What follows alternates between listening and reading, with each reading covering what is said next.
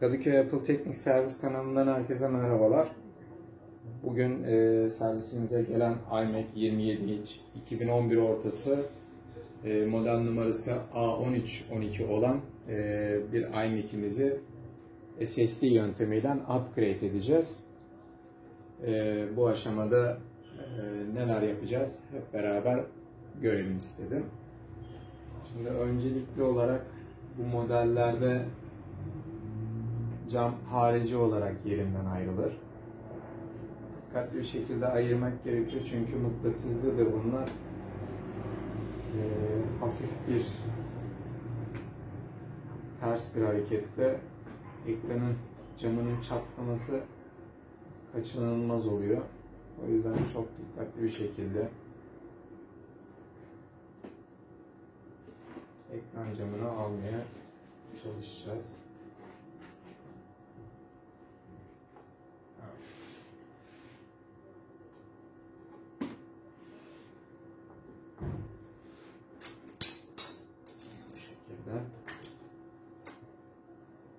Gördüğünüz gibi cam bu şekilde ayrılıyor. Daha sonrasında ekranı söküm aşamasını yapacağız.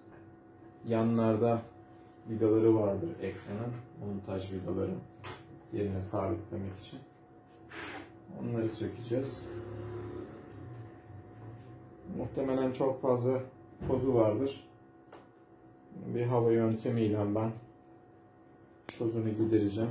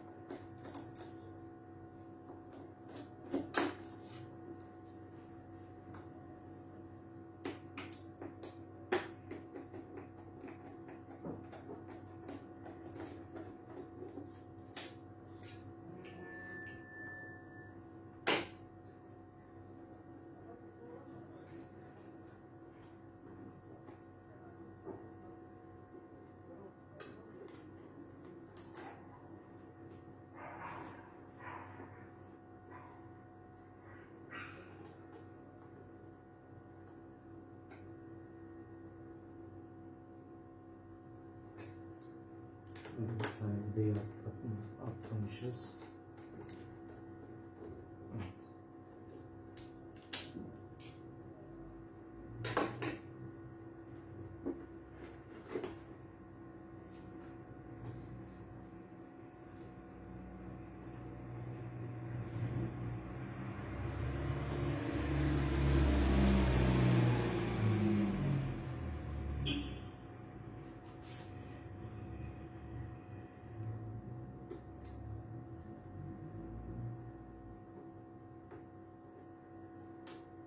Ekranın data kablosuna zarar gelmemesi için ekran açısını iyi ayarlamamız gerekiyor. Aksi takdirde ekran data kablosu zarar görebilir ve diğer kablolar. Buradan dikkatli bir şekilde doğru bir açıda tutuyoruz ekranı. Gördüğünüz gibi ekranın söküm işlemi tamamladık. Ben bir hava tutmayı düşünüyorum çünkü cihaz çok tozlu arkadaşlar.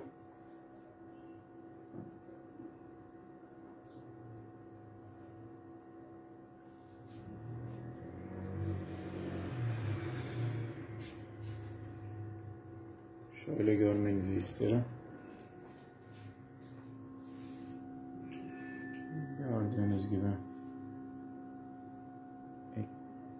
cihazda ciddi şekilde tozlanma mevcut. Buna bir hava tutacağım. Öyle geçici bir temizlik olsun.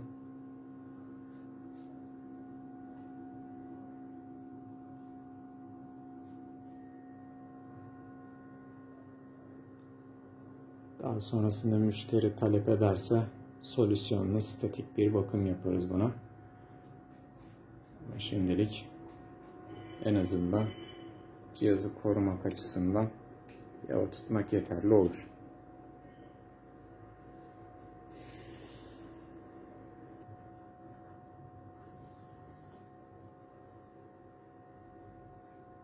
Evet. Cihazın hava tutma işlemini yaptık. Gördüğünüz gibi gayet temiz oldu. Ama bu geçici bir çözümdür.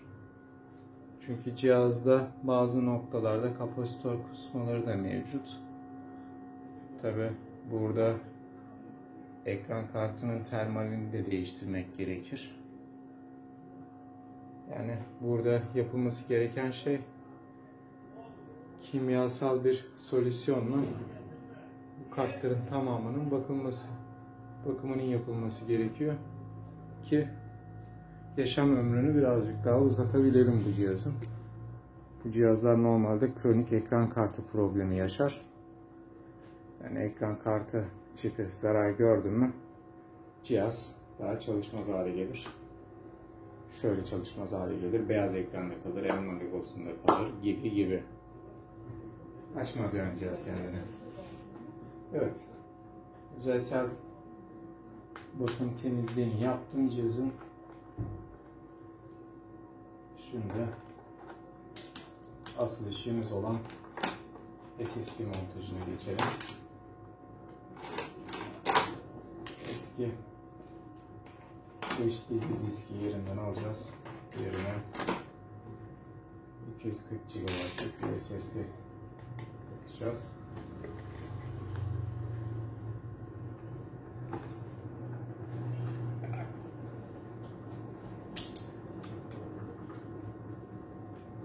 Üzerinde eski HDD disk bulunmakta.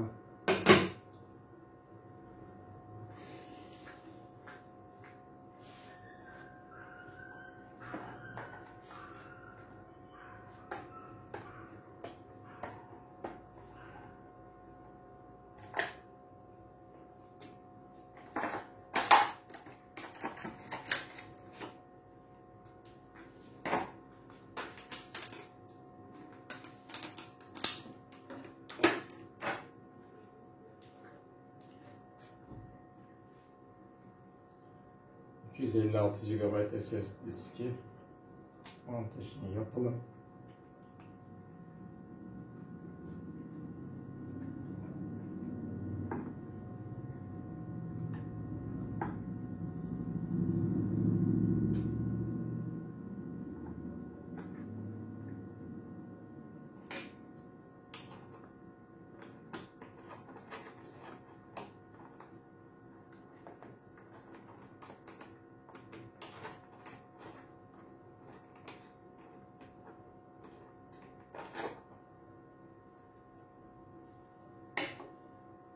Bir montaj vidası getirelim.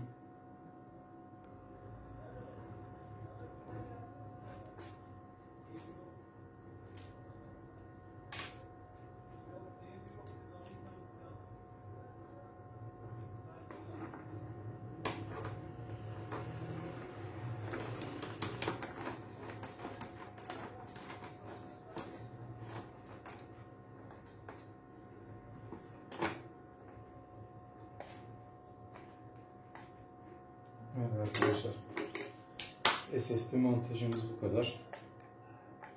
Şimdi cihazı geri toplayalım.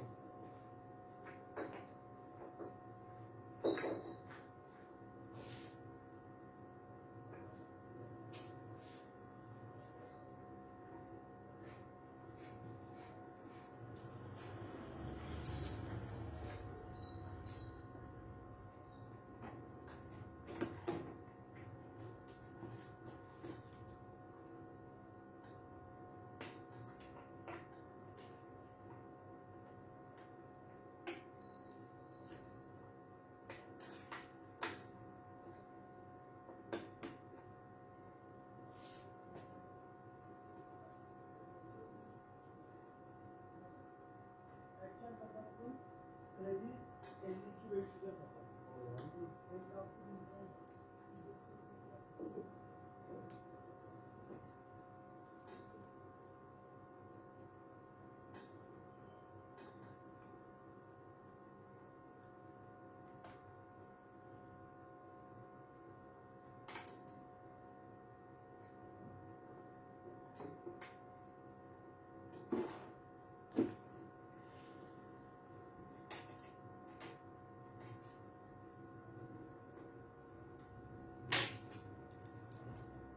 Bir iki tane vida tutturacağım arkadaşlar çünkü SSD'ye CR'a yüklemesi yapacağım. O yüzden ilk önce işletim sistemi yüklemesine geçmek istiyorum. Daha sonrasında işletim sistemi yüklemesi tamamlandıktan sonra komple toparlar cihazı teslim hale getireceğiz.